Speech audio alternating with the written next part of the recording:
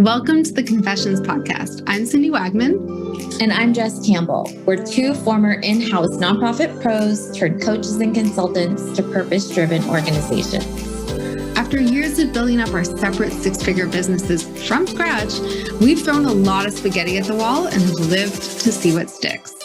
We're on a mission to help other nonprofit coaches and consultants looking to start or scale their own businesses past the six-figure mark by pulling back the curtain.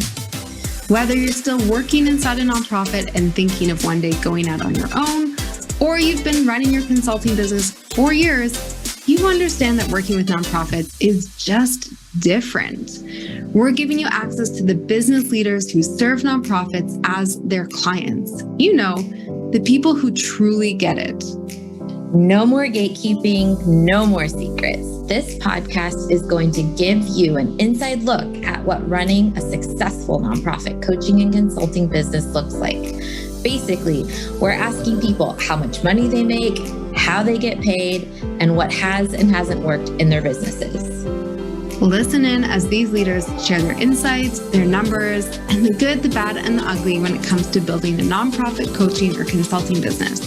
We're going to empower you to make the power moves that give you the income and freedom you set out to create from day one. You ready? Let's go. So let's talk about VIP days. Let's talk about VIP days. We're both obsessed. I'm like, I have a problem because I see everything as a VIP day. Yeah. I'm just like that's a VIP day. That's a VIP day. Yeah. You can have a VIP day. Yeah, totally. And I think for anyone that's about to listen to this episode, we have the queen. We have Queen. And she's so freaking smart. I just want to live in her brain for a bit. And down to earth. And oh my gosh, she's amazing. Yeah. Yes. And so for those of you who haven't heard, we are chatting with the one and only Jordan Gill of System Saved Me today about all things VIP days, weeks, and offers. And this is something both Cindy and I really believe in. Like legit, we offer these in our business. And I didn't learn about them until somewhat recently. So it might be your first time hearing about them too. And so we really unpacked what a VIP offer is. How do you price that? How do you market that? How do you deliver that?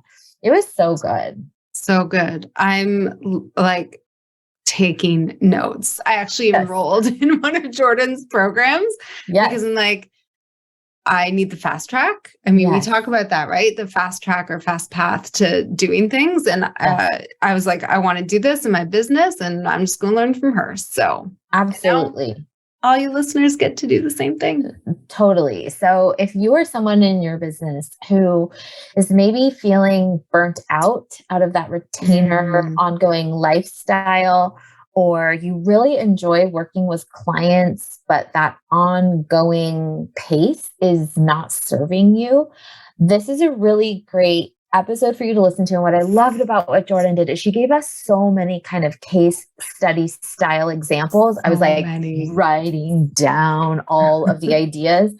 And so I just think it's, if you've never even heard about these before, this will be such a helpful episode for you to tune into. And then, let us know, DM Cindy and I, and tell us if you decide to go for one of these. Yeah. What's your VIP offer? Yes. I love it. Well, here is our conversation with Jordan Gill, and I don't like giving blanket advice, but Jess and I are going to be doing VIP days. I'll leave it there. Yeah. Worth a listen. Everyone, put those earpods on, sit somewhere quiet. We have the one and only Jordan Gill of System Saved Me here to talk to us today. I feel like we're talking to a celebrity. Welcome, Jordan. Y'all so silly. But I'm so glad to be here. So Cindy and I are huge fans of your work. I know our friend Tanya Bhattacharya also is a big fan of your work, but I realize that people listening in might not be a fan person of you just yet. So tell us about you. Yeah. So I'm Jordan Gill, and I founded System Save Me in 2016. And it's always been a journey, as all entrepreneurship is. But I started out with monthly retainers as work. 5 months in, hated it. Was like, not about this life, and had to figure out a new way to service clients, because I did enjoy working with clients. It was just the client delays, scope creep. Not a fan.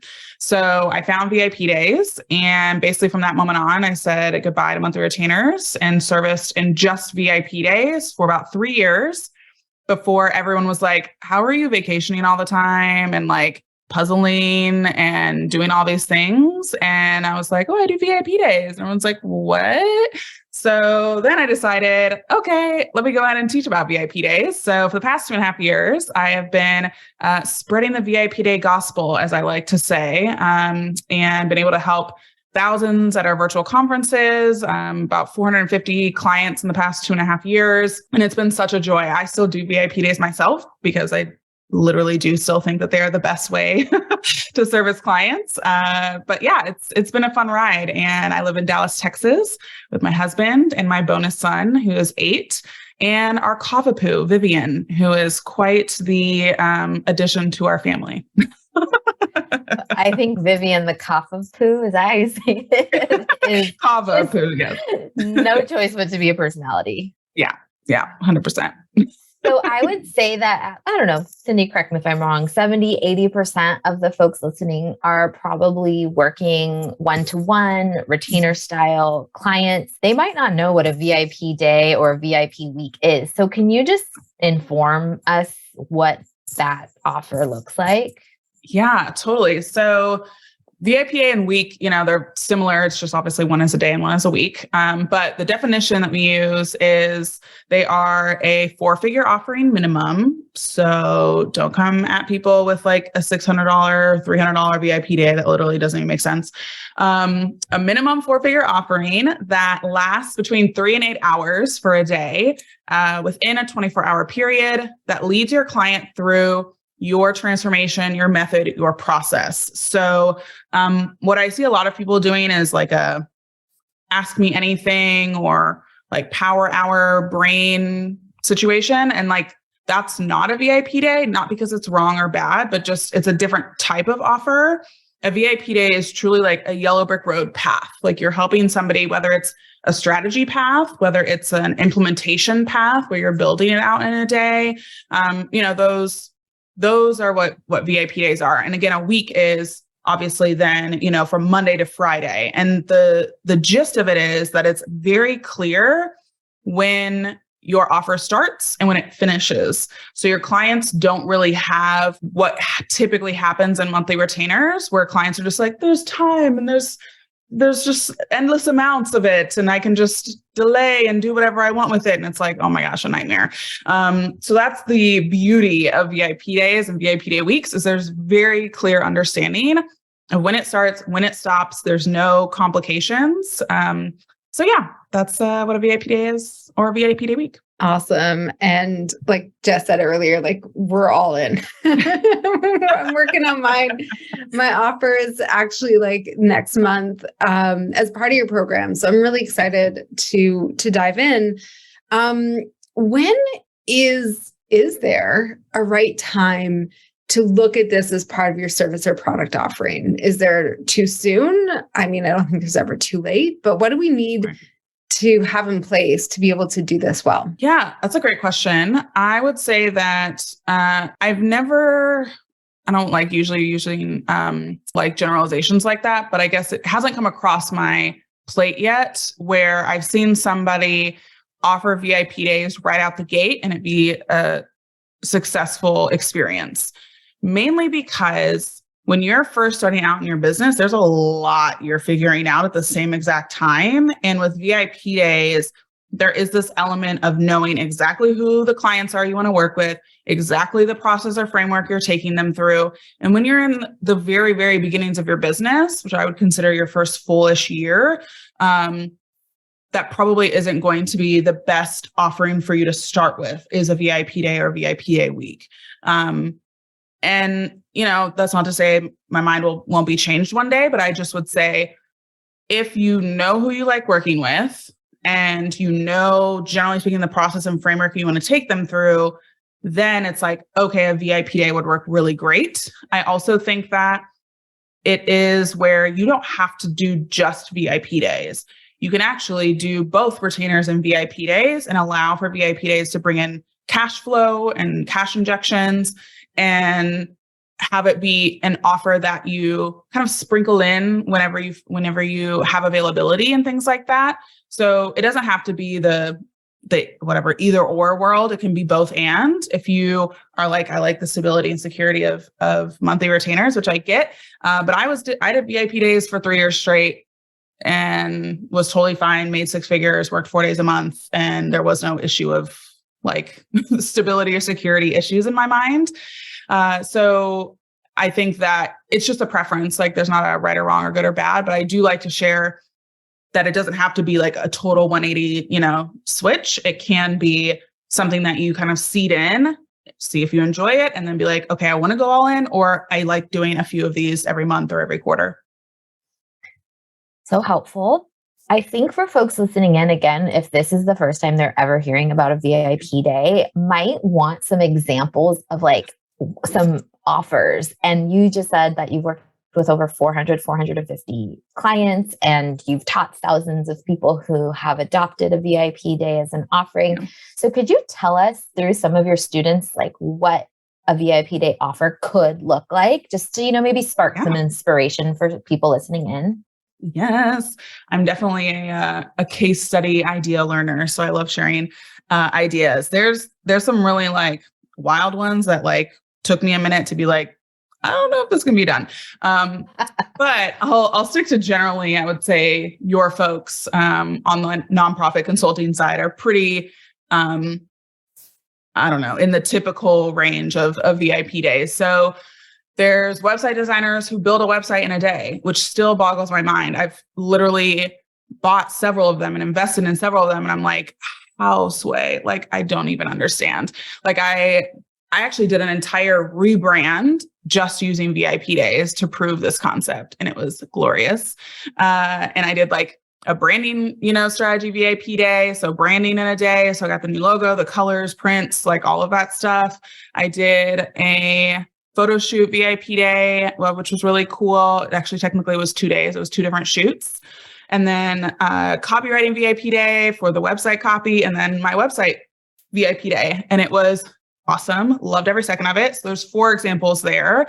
But then also when it comes to strategy. So if you're somebody who is a strategist by nature and you're not necessarily like building a website or like writing copy, something that's a very, very tangible implementation or service, you can definitely go the strategy route of, okay, what's the plan for how you're going to launch this new program, right? Or how are you going to do a strategy around an event or a gala to help with fundraising, or those sorts of things are also really great VIP days. And again, it's not that you then have to sign them on for a longer retainer. If you don't want to, you can literally give them the plan and say goodbye, which I know a lot of strategists have the hard time with, like letting go of the implementation piece, like true strategists. And I'm like, it's okay. Like you could totally do it. Like it's possible.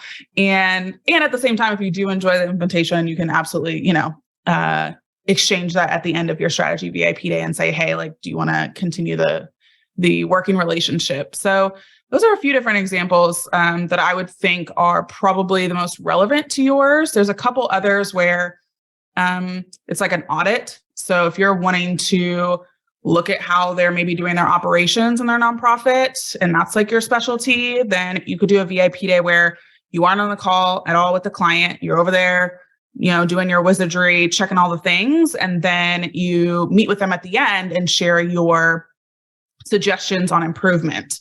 So that's one. And then there's like a coaching VIP day. So if you were maybe an executive coach for nonprofit founders or something, you could totally do a VIP day that's more coaching, consulting, prescriptive for those intangible parts of running a business and running a nonprofit.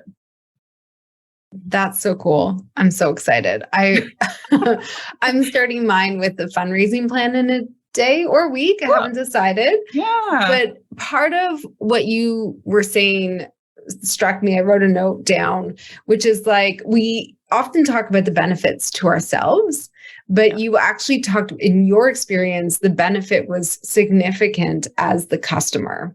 And I'd love for you to talk a little bit more about how we can think of this as making their lives easier or moving them into action faster. What's been more of that side of the experience for you? Yes. Oh my gosh. So I was looking the other day because I was like, how many, like, I hire consultants in my business, and I do have some contractors that are ongoing on my team, but I was like, how many like non-VIP days have I actually invested in the past, like 2.5 years of being like VIP day, like all in obsessed. And I think there's only one that was like a month. And I even tried to convince her to do it in a day. I was like, you're hurting my soul a little bit, that this isn't a VIP day. But it worked out great, and it was still a good experience. But I encourage a lot of people, because this is something that is so prevalent in like, quote unquote, the real like outside business world. So you think about, for example, if you're a big traveler, which I am, I hate lines. Patience just was not something that was given to me or I'm interested in figuring out. So with travel, there's the regular security line that like you have to wait and people don't know what they're doing. And then you got to take your shoes off and your feet is being shared on the floor. It's like, no, thank you. Or you can do TSA pre-check, which you pay like $100 for 5 years, and you get to skip the line, keep your shoes on, and it's like a 5-minute experience. I actually timed it in a reel recently because I was like, I need the actual proof. And I actually got stopped in the TSA pre-check line, and it still took me 4 minutes and like 37 seconds. Like, guys. So if you didn't learn anything else, please get TSA pre-check for your security needs. But this is reflected everywhere, like security. If you are big on Uber, there's like, the regular delivery, and then there's like the speedier delivery that you pay like $2 more to get it there 5 minutes faster.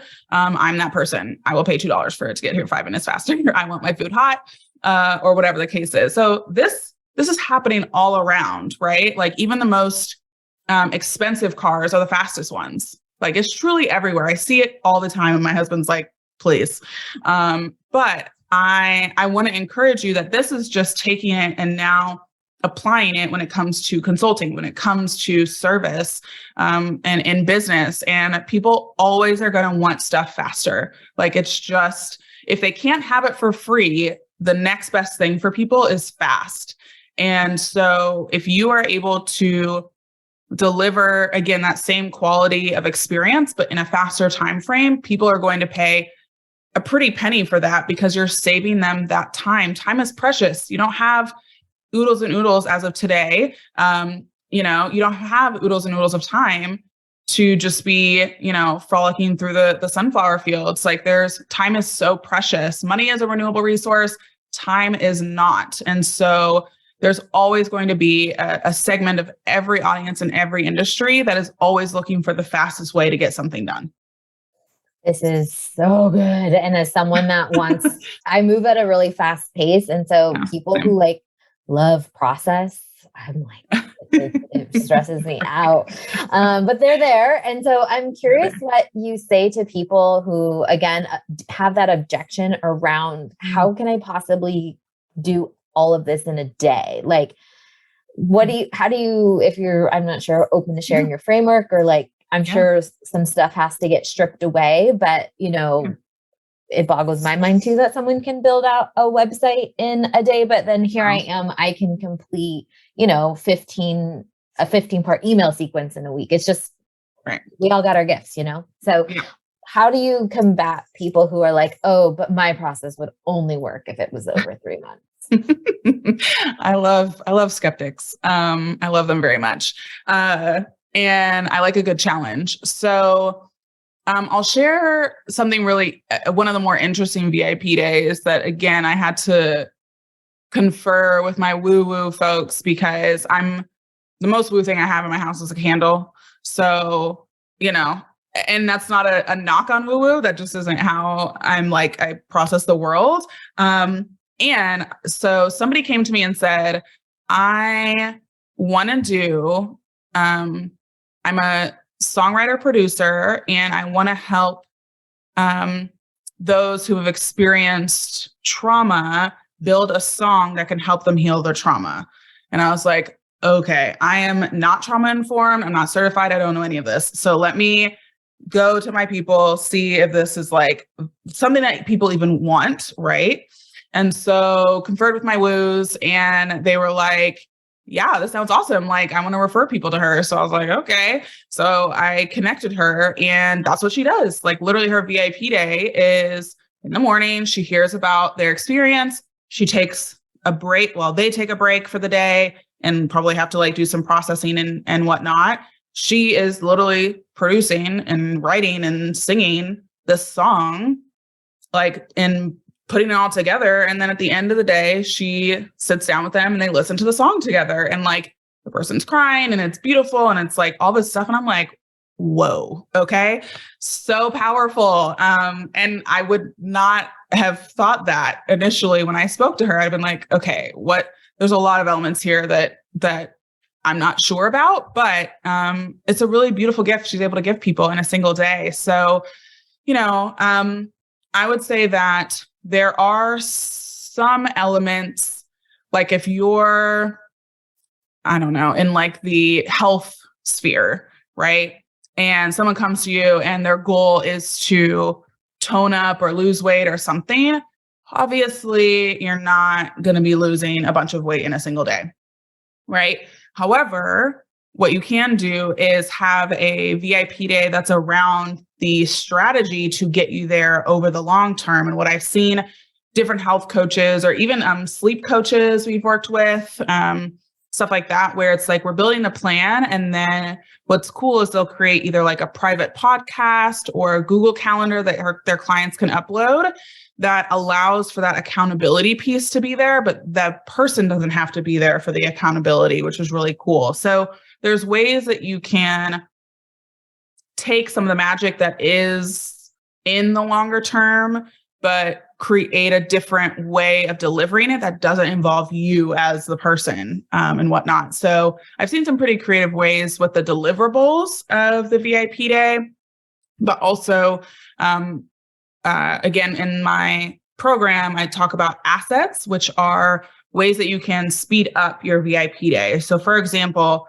for a lot of copywriters, they have like a sheet of like power words that they pull from, or for website designers, they have different blocks of, I'm not a website person, so blocks of website that like they put together and make it awesome, right? So they aren't they're starting from scratch, but they aren't really starting from scratch, right? And even for systems, it's like, okay, I understand how each of these tools talk to each other, so I'm not having to guess that on the day of, right? So there's ways that, and again, we call them assets, where it's like, this is going to help speed up the process on the day. So I'm not having to extend extra brain power for things that are necessary, but aren't necessary for me to think up every single time. So cool. I want to talk about this sort of like running the business that does VIP days. I know you talk about like being able to work in very few days and still, have a full month's worth of income, but also, so tell us a little bit about that. And also like, how do we market the same way we market other services? Is there a cycle? How do we manage the delivery time versus the lead gen and building the business? Yeah, for sure. I mean, you can run a real lean, mean business with VIP days. And I certainly did. I didn't need a team. I had a very simple 5-minute onboarding process for my clients that I like hit an automation button and it just went.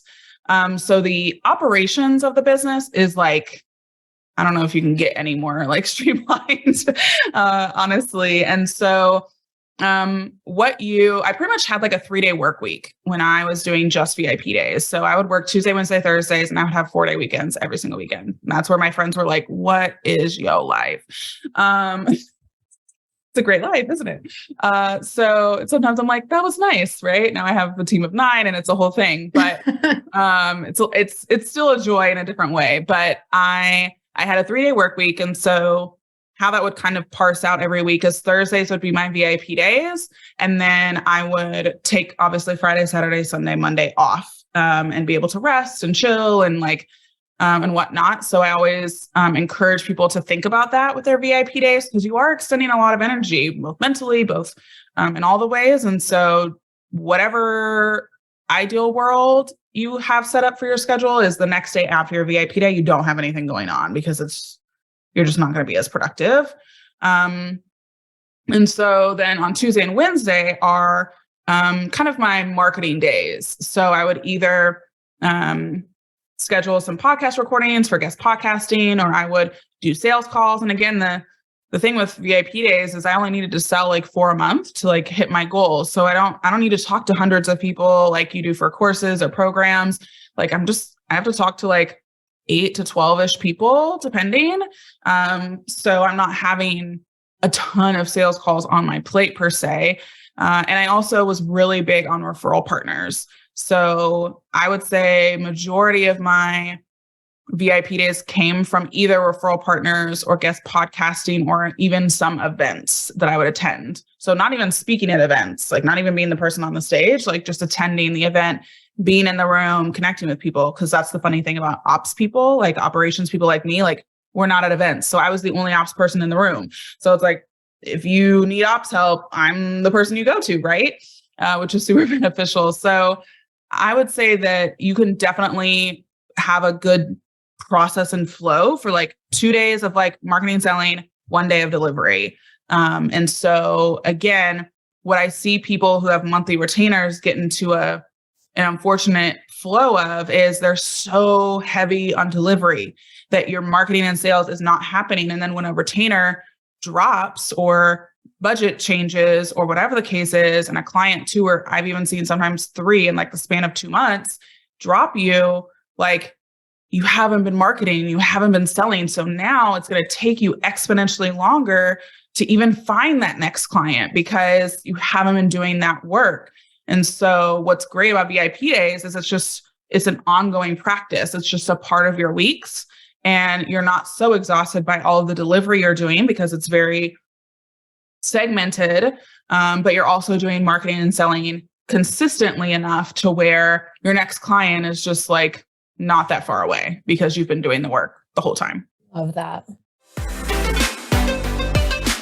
Hey, Jordan, we are back with another round of our favorite part of an episode where we ask you rapid fire questions. Are you ready? Yes, I'm ready. Great. You mentioned that you are a resident of Dallas, Texas. So if I'm coming to visit you in Dallas, where are you taking me to go eat?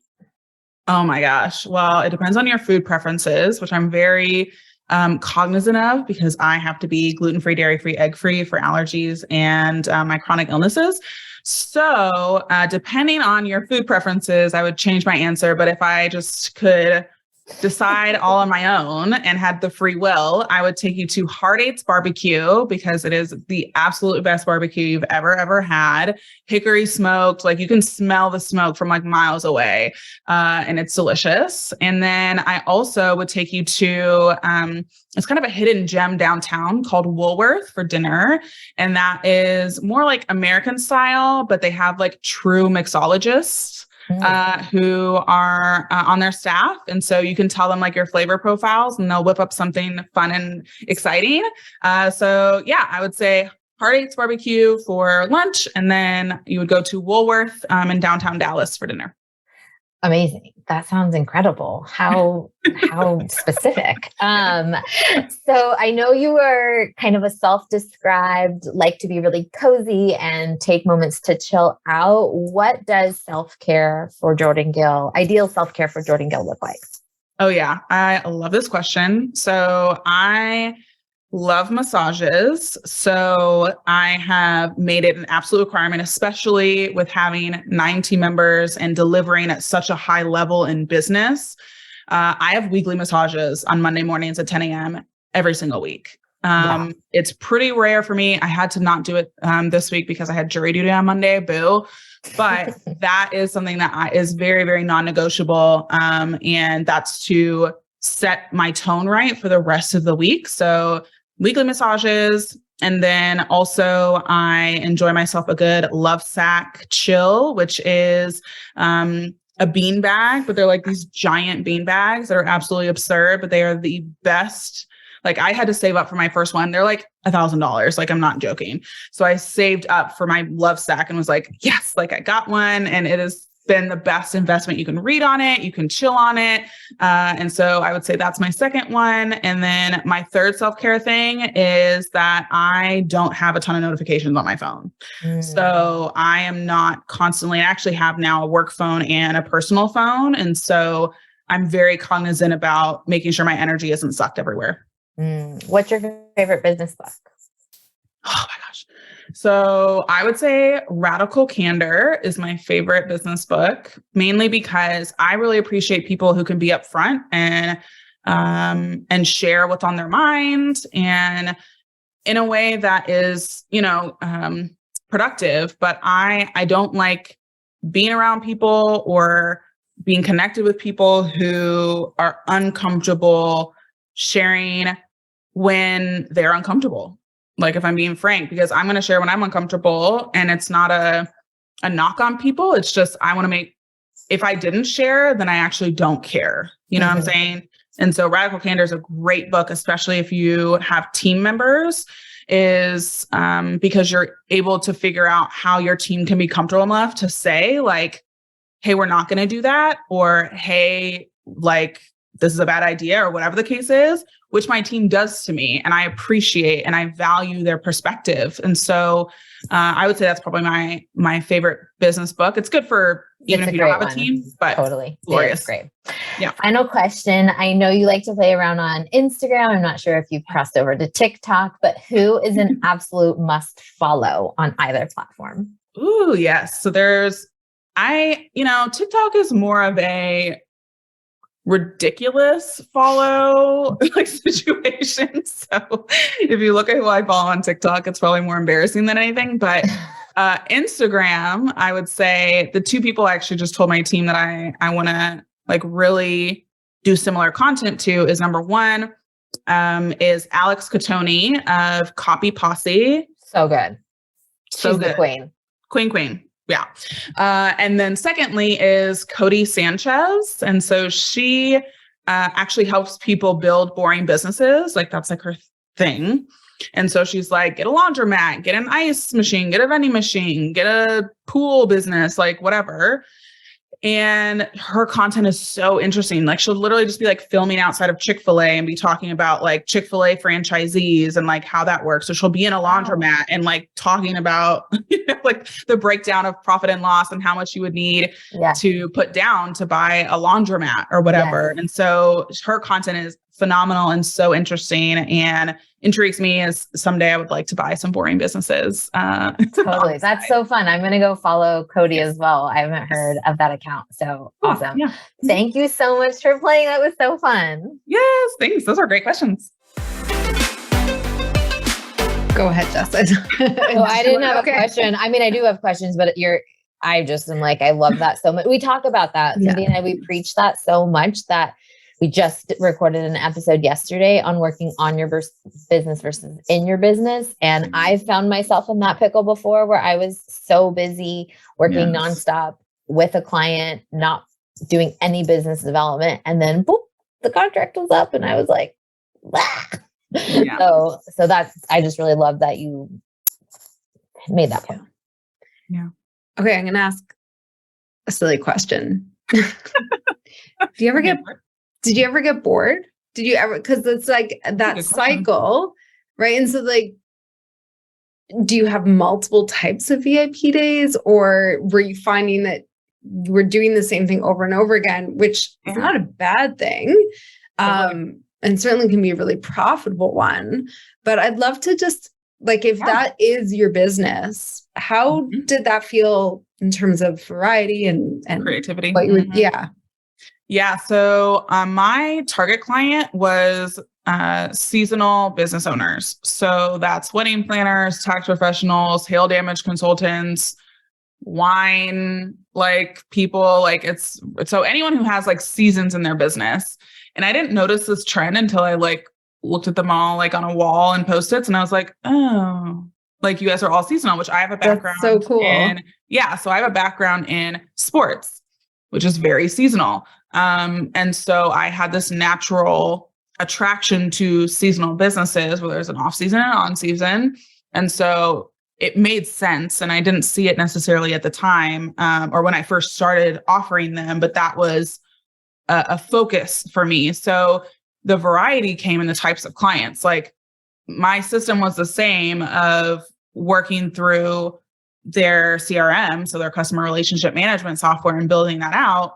That was the same, but the creativity came in the types of businesses. So talking about the seasons of weddings versus the season of grapes for wine are completely different. And so it was really cool to still have that variety piece and that creativity where it wasn't just like, if I had niched down so much that it was just like, I'm only working with like baby sleep coaches or something, like that would not be fun for me.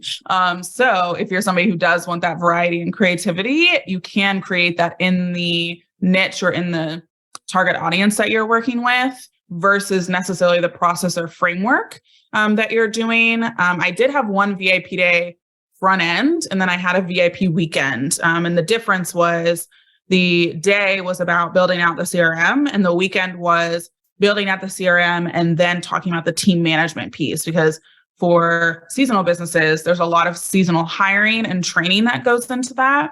And so for somebody who was like, I need to like have a better, season next time, it really was both pieces of like your systems and your team and like training and stuff like that. So, but that was just a back end offer. So even if someone did just the initial VIP day and they wanted to do just another VIP day for the team stuff, I could upsell them into that and whatnot. So you can create a ton of different like back end VIP days too. I really encourage people to have one front end VIP day that's like core to whatever the work is that they do. And then if you want to have a bunch of back end VIP, what I call back end VIP days, because there isn't, you're not talking about it necessarily publicly. It's really best for people that you've worked with before.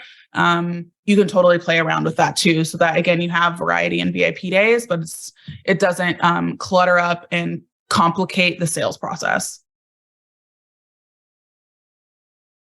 This is so good. I mean, I'm just like taking it all in.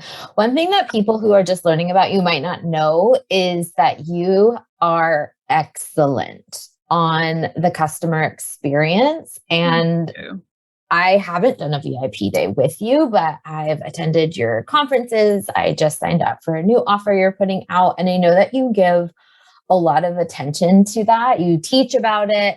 And I'm wondering for folks that are listening, or if you can pull from any examples of VIP experiences from any of your students, like what makes a really excellent VIP day or week experience? Because I get the sense that people would rehire you like multiple times for multiple VIP, depending on what your offer is, but like you might need a strategy plan once a year, or you might need a new, I don't know, website, not every year. Hopefully that seems excessive, but you know what I mean? And you would always go back to that person. And so to make sure that we deliver really great customer experiences, I would just love to know what you think makes a good one. Yeah, for sure. I think that the term VIP day can feel a little scary or intimidating. I've gotten that feedback before and whatnot, but VIP is very much dependent on the person. I actually just came from a team development meeting where we all talked about love languages and the different love languages we have and whatnot. But, VIP day doesn't mean that you're meeting at the Ritz-Carlton with champagne, unless that's totally what you want to do. And that's awesome.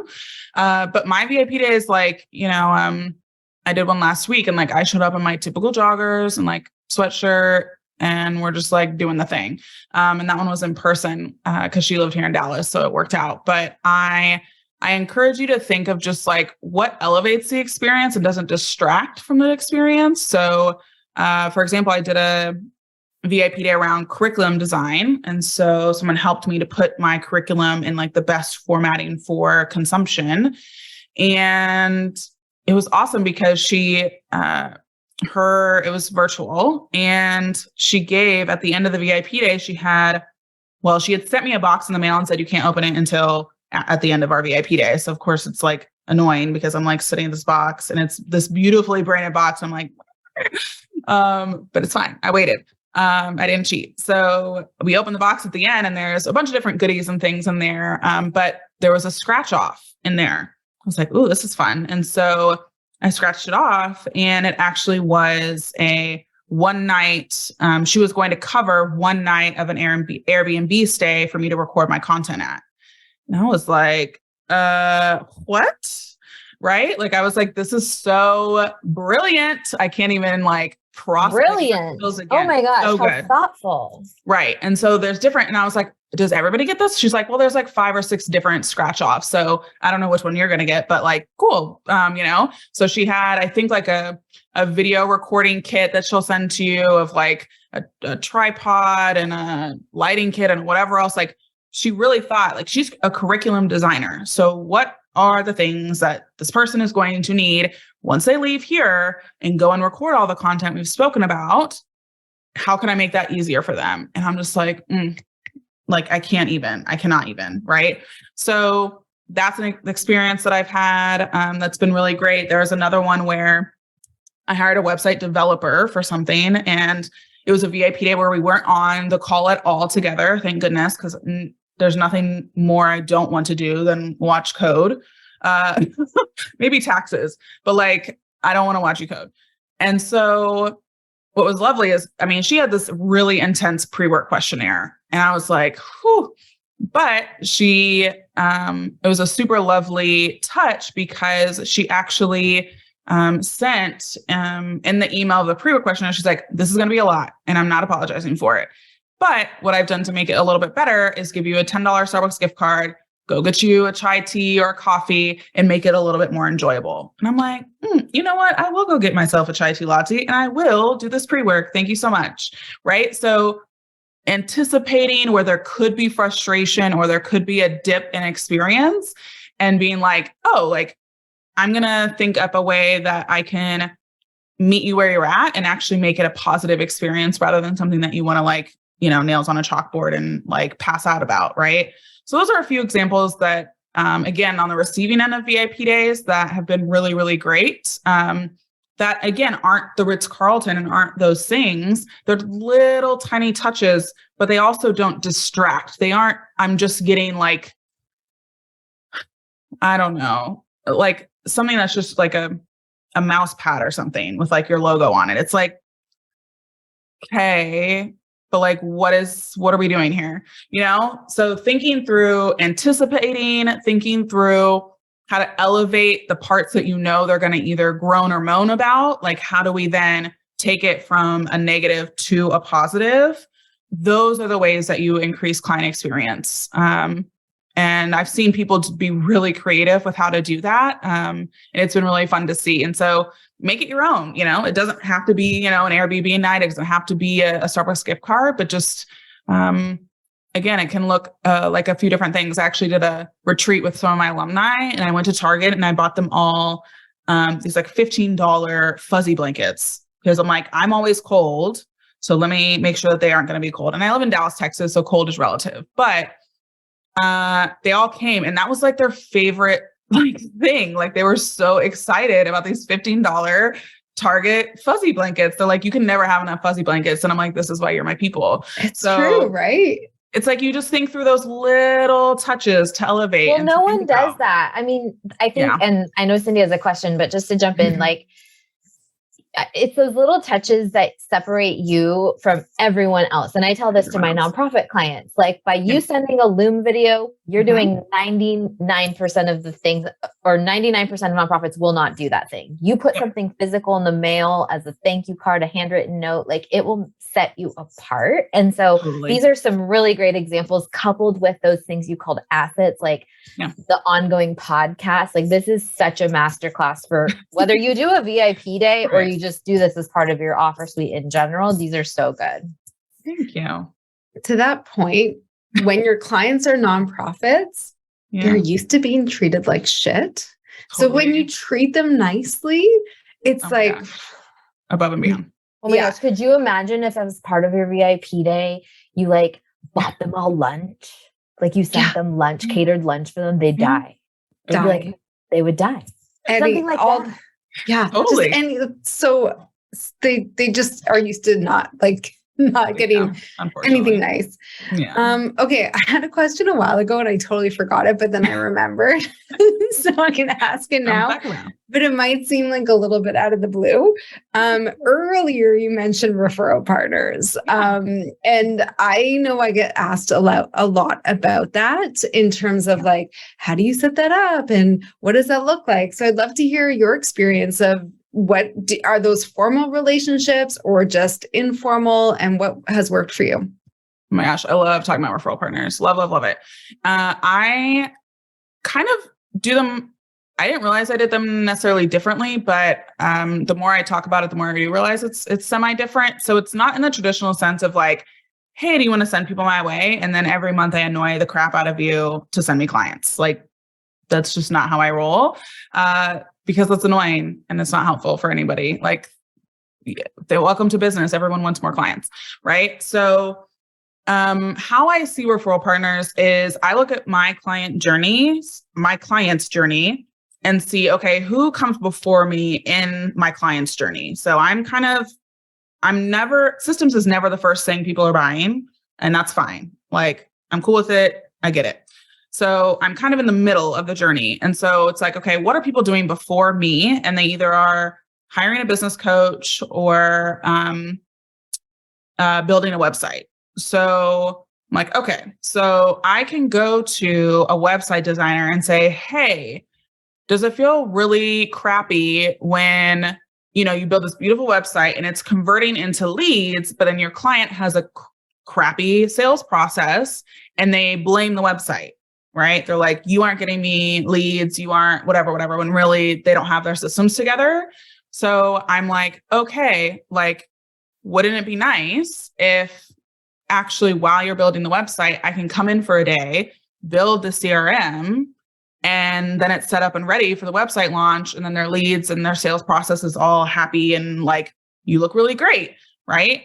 And they're like, yes, sign me up, right? And it's a VIP day. So it can happen simultaneously as the website's being built, and it just fits very, very seamless. And so that's where I'm looking out for the referral partner just as much as I'm looking out for their clients. I'm looking at ways that the referral partner looks good to send people to me. And because I don't need my name in lights, I don't really care about that stuff.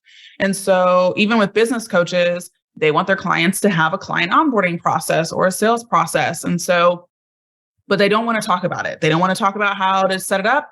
They don't want to share Loom videos or tutorials with you. Just go set it up and figure it out. And so with business coaches, I go to them and say, hey, are you suggesting your clients to set up a client onboarding system? Do you want me to set it up for them? And that way you never have to talk about Dubsado or Honeybook or ActiveCampaign ever again in your life.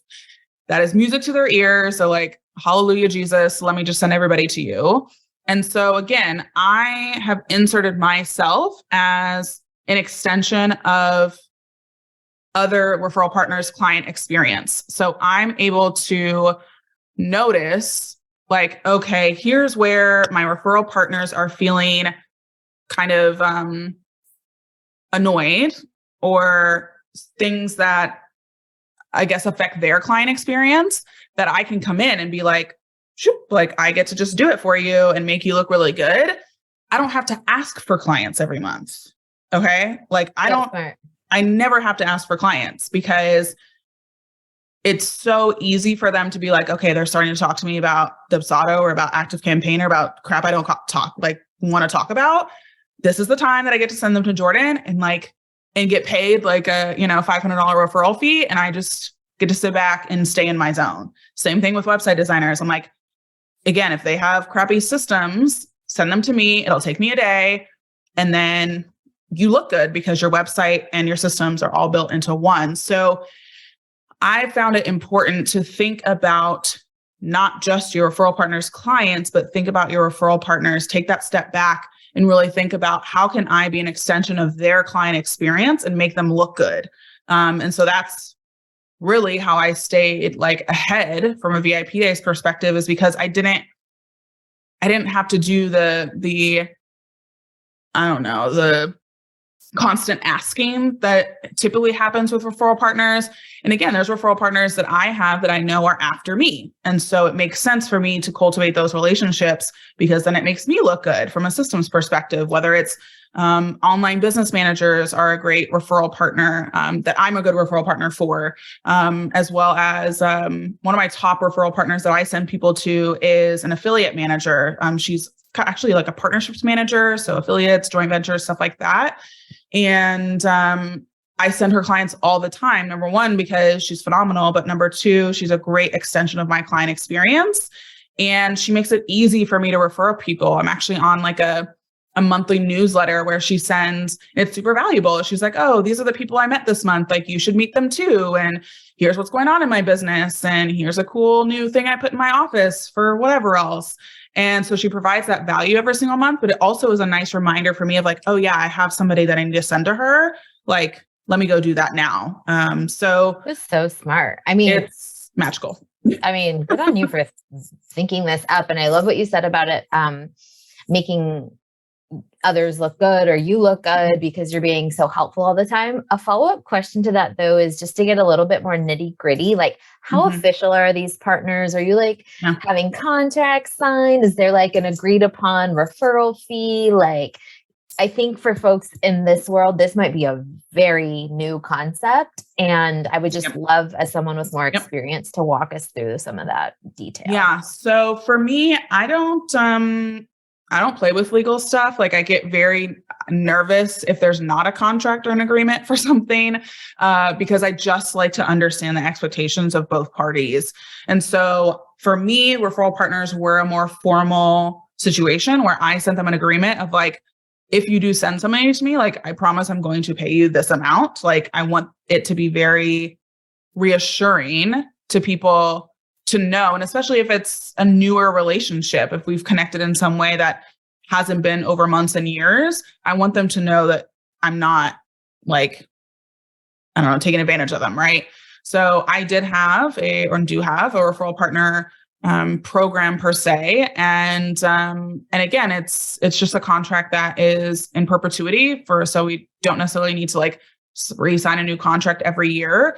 So it's just, if you send somebody to me, and they mention your name, then again, you get a $500 kickback. And if they sign, and it'll happen X amount of time after our VIP day, and we'll go from there. So it was a pretty simple agreement, but it was more me wanting to reassure them and let them know that their clients are going to be taken care of, but also you're going to be taken care of, and here's how, and whatnot. So for me, I feel better having some sort of like legal situation, an agreement, with referral partners. I know people who don't, and that's fine. But I feel better. Totally. Yeah. Let's make it official. Yeah. As we wrap up our conversation, I want to circle back to something you said at the top of the very beginning of this chat, which was that a VIP day starts at a 4-figure investment. Mm-hmm. And again, for folks listening in, that might feel very intimidating as something they might be selling to nonprofits. And I would love for you to just talk through like, why 4 figures? How did you come up with that threshold? I love the section of what you said earlier about people paying for time, and it's either free or it's fast. So that was really helpful, but I would just love for you to talk about pricing a bit of VIP days and weeks, because it's something that people need to price right to make it work for a business. If you're only going to work 4 days a week, like, you have to make it worth it, right? Right. Yep. So the part about the pricing is there's a perceived value with VIP days that if it's under $1,000, people actually don't believe you. They don't perceive it to actually be a VIP day. It actually does you worse harm, because it's kind of an unbelievable situation. And then therefore, if they don't believe it, then they like aren't going to pay for it. Right. So I found that at least over $1,000 has been something where people grasp as perceived value, and it matches what their expectation of the VIP day is. So from there, whether it's 4 figures, 5 figures, et cetera, is looking at, okay, if I am taking a process that usually takes me 3 months or usually takes me a month or whatever it is, and I'm able to do it in a day, there's value in the fact that I've saved them 29 days or I've saved them almost 3 months of time. Like there's an actual like price to that. And so thinking through, how much of that is being saved. So if you're able to build a website in a day versus 3 months, then you're able to probably get them more sales in those 3 months than they would have gotten if they had signed on for somebody building their website for 3 months. Also, something to look at is if you do something that involves usually multiple people.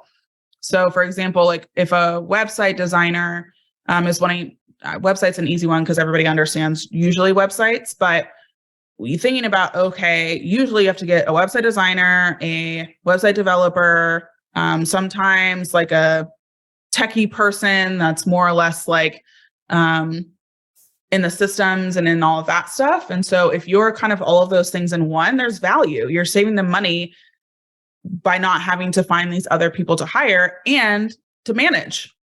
There is a cost to managing. Right. And so anyone who has a team understands that and realizes there's benefit to having somebody manage the people. Right. So if any of those things are a part of your day, look at what those actual costs are. How much would it be to pay for a website developer, a tech person, and a project manager that then now you're absorbing as the website designer, right? For a VIP day. So thinking through all of those things, on the flip side of that as well is if you look at the DIY version. So if somebody wants to do it themselves, you have to buy the template. You have to get familiar with WordPress or Shopify or whatever the heck else there is out there. You have to actually now put it all together and figure out, like, there's so much time, and time is value. And so if you're building your website yourself, you're actually not able to take on as many clients as you normally would have, or you wouldn't so there's actual costs to doing it yourself. So when you are pricing your VIP day, take all of that into consideration. Not only the price of if they did a longer project with somebody with multiple people attached, but also the other side of DIY, do it yourself, then really look at what that cost is. And so, you'll kind of, I feel like for some reason, $2,000 to $3,000 is where people generally start, depending on what it is that they do. And then they go up from there because I don't know what it is about the $2,000 to $3,000 mark that feels comfortable to people. But, and that's where I started too. I started at 3,000, but a challenge that I like to give people, and this is what I kind of gave to myself at the beginning, was my monthly retainers were $3,500 for 40 hours. And so my first VIP days were $3,000 for 4 hours. And so I like to, whatever your VIP day length is, try charging what your typical monthly retainer or project rate is for a one day, whatever that's 4 hours, 8 hours, it doesn't matter. And just see, because people have been surprised and been like, oh, snap. I was able to take what I would make in 3 months and make it in a single day. That's phenomenal. And even if that doesn't work the first time, I like to do it as a challenge for people, because more times than not, actually, people have been able to have that rate be their starting rate, which is kind of wild just to think about. I love it so much. I experimented for my first time with VIP weeks these last 8 weeks, where I complete an entire end of year fundraising campaign for a client in That's awesome. 5 days. And it's 15 emails, a hard copy appeal, the social captions, the toolkit, all the things, right? Yeah. And I was just checking in with one of them yesterday, and one of the 15 emails I wrote for that person raised $4,000. I charged $6,000.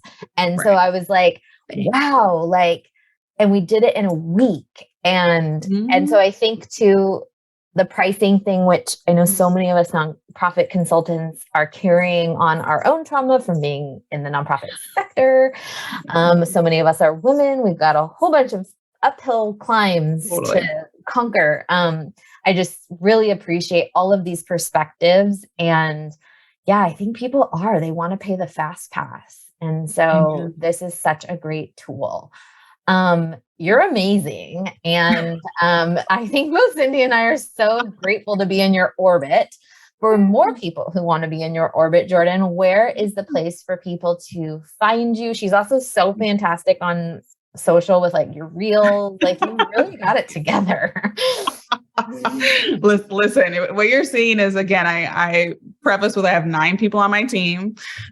So, I understand that sometimes I get the credit, but I do like to actually credit it to the amazing people who are behind the scenes and are able to make me look good. But the best ways to find me are my website. So systemssaveme.com, that's plural systems. And then Instagram @systemssavedme. And yes, I do enjoy some reels. I'm kind of ridiculous, but I enjoy it. So that's that's what it should be and whatnot. But yeah, I would say those 2 places are like the best ways to keep up with me, to see what I'm doing, to learn from me, all that fun stuff. And for, again, folks who don't know, she has this amazing virtual conference that, to my understanding, is going in person in 2023. I've already got it marked on my calendar. I am going to be there come rain, shine, whatever. So go follow Jordan. Thank you for being here. We so appreciate your time. Yes, Thanks, thank Jordan. you so much for having me, Cindy and Jess. Appreciate it. Thank you again for listening to the Confessions podcast for nonprofit coaches and consultants. If you enjoyed today's episode, which I sure hope you did, you can show your support in one of 3 ways. Number 1, post a screenshot of this episode to your Instagram stories or LinkedIn profile and tag Cindy and I so we can repost you. Number 2, share this podcast with a fellow nonprofit coach or consultant. And number 3, leave a positive review on Apple Podcasts so we can continue to grow and reach new listeners. And of course, make sure you subscribe so you can get the latest and greatest interviews as they drop every Thursday. And to our fellow nonprofit coaching and consulting friends, remember, we're an open book and here to answer your burning biz questions. See you next time.